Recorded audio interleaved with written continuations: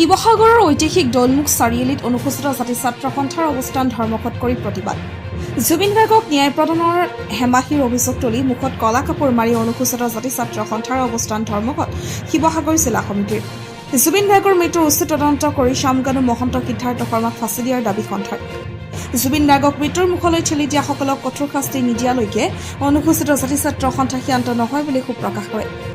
কেইবাগৰাকী অভিযুক্ত কেৱল এদিন জেৰা কৰিয়েই কিয় এৰি দিব বুলি প্ৰশ্ন সন্থাৰ কেন্দ্ৰীয় সম্পাদক পৰশুচতী দাসৰ। শিৱসাগৰৰ পৰা মুজাহিদুল ইছলামৰ ৰিপৰ্ট, সংবাদ 365।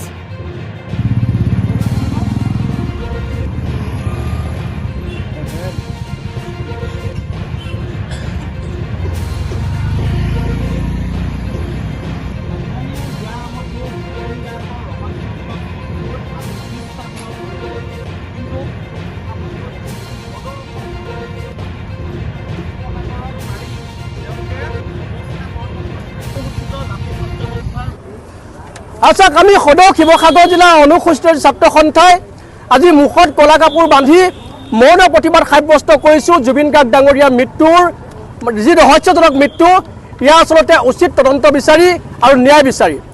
আমি জানো যে ন্যায়পালিকাই প্ৰদান কৰিব, আমি জানো যে ন্যায় প্ৰদান কৰোঁতে কিছু বিলম্ব হ'ব, কিন্তু আমি দেখিবলৈ পাইছোঁ এই ন্যায় প্ৰদান কৰিবৰ কাৰণে যি তদন্ত কৰি থকা হৈছে, এই তদন্ত সম্পূৰ্ণৰূপে নাটক। আৰু এই নাটকক আমি আচলতে ধিক্কাৰ জনাইছোঁ, গৰিহণা জনাইছোঁ। কাৰণ এইকাৰণে নাটক বুলি ক'ব খুজিছোঁ যে এটা হত্যাৰ গোচৰৰ তদন্ত কৰি থকা তদন্তকাৰী সংস্থাই বৰ্তমানলৈকে পিঅ' ভিজিট দিয়া নাই, প্লেচ অফ অকাৰেঞ্চ ভিজিট দিয়া নাই, ঘটনাস্থলী পৰিদৰ্শন কৰা নাই, ঘটনাস্থলীত গৈ একো বস্তু জব্দ কৰা নাই। এইবিলাকৰ পৰা এটা কথা স্পষ্ট হয়, এই তদন্তৰ জৰিয়তে জুবিন গাৰ্গ ডাঙৰীয়াই কেতিয়াও ন্যায় নাপায়। এই তদন্তৰ জৰিয়তে জুবিন গাৰ্গ ডাঙৰীয়াৰ মৃত্যু যি ৰহস্য, এই ৰহস্য উদ্ঘাটন নহয়। সেইকাৰণে সমগ্ৰ এই নাটক প্ৰক্ৰিয়াটোক আমি আচলতে ধিক্কাৰ জনাইছোঁ, গৰিহণা জনাইছোঁ। আমি দাবী জনাইছোঁ যে যি তদন্ত কৰি আছে এই তদন্ত বন্ধ কৰক, উচিত তদন্ত কৰক। প্ৰৱাসী অসমীয়াসকলক তেওঁলোকে গ্ৰেপ্তাৰ কৰাৰ ব্যৱস্থা গ্ৰহণ কৰক। যিসকলক গ্ৰেপ্তাৰ কৰিছে তাতে ক্ষান্ত নাথাকি প্লেচ অফ অকাৰেঞ্চত ভিজিট দি বৰ্তমানলৈকে তাত কিবা এভিডেঞ্চ পাবলৈ নাপায় নাজানো, ইতিমধ্যে বহুত পলম হৈ গ'ল।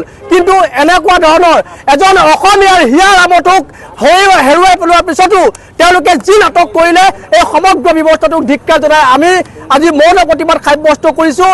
আমি ক'ব বিচাৰিছোঁ, জুবিন গাৰ্গ ডাঙৰীয়াৰ মৃত্যুত এই চৰকাৰখনে খেলি থকা ভেকু ভাওনা, বিভিন্ন ধৰণৰ বাৰে বছৰৰ কথাই তেওঁলোকে গোটেই প্ৰক্ৰিয়াটোক বিপথে পৰিচালিত কৰাৰ যি প্ৰক্ৰিয়া, এই গোটেই প্ৰক্ৰিয়াটোক আচলতে ধিক্কাৰ জনাইছোঁ, গৰিহণা জনাইছোঁ।